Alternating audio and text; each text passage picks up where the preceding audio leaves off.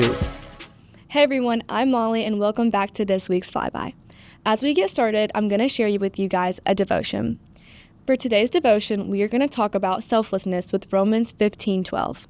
Let each of you look not only to his own interest, but also to the interest of others.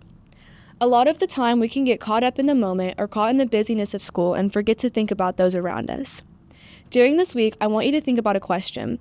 How is what I'm saying or doing affecting others? Is it beneficial or is it harmful? How we answer that question can make a huge difference in our relationships and how other people measure our walks with Jesus.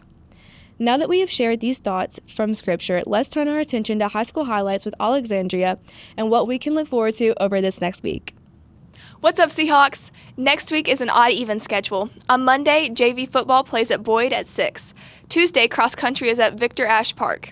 There's a flag football interest meeting Wednesday in Miss Squire's room during activity period. Football plays CCS at home at 7. The theme is Evil Minions. Friday's a half day. Have a great week. Now let's switch our attention to Noah Fernandez interviewing our beloved honors chemistry teacher, Mrs. Burleson. Hi, I'm Noah Fernandez. I'm here with another edition of our Teacher Spotlight. Today I'm here with Miss Burleson. She is our honors chemistry teacher. So Miss Burleson, I've heard you taught for a while. Mm-hmm. What are some of the places you've taught at? I've taught for 23 years. This is my 23rd year, and I've taught in New York City. I taught in the Bronx. I taught in Texas and in South Carolina, and then in Malaysia and Switzerland, and then here. So what would you say your favorite place that you've taught at has been yet so far? Well, I love Silverdale. I love the students at Silverdale, but a huge part of my heart is in Malaysia. I really loved teaching. I had missionary students in Malaysia. Their parents were missionaries, and it was a boarding school. And so we had a mix of missionary kids and Asian students. And we were all away from our families, so everyone kind of became a big family. So it was a really special place to teach. So how was it teaching in all these different cultures? One thing I noticed about teaching overseas is I really slowed down how I talk. I found that when I taught in the States, I talked a lot faster because all my students were native English speakers. Once I started teaching overseas, when I listened to videos of myself teaching, I realized I really slowed down how I talk because I had kids whose English wasn't their first language.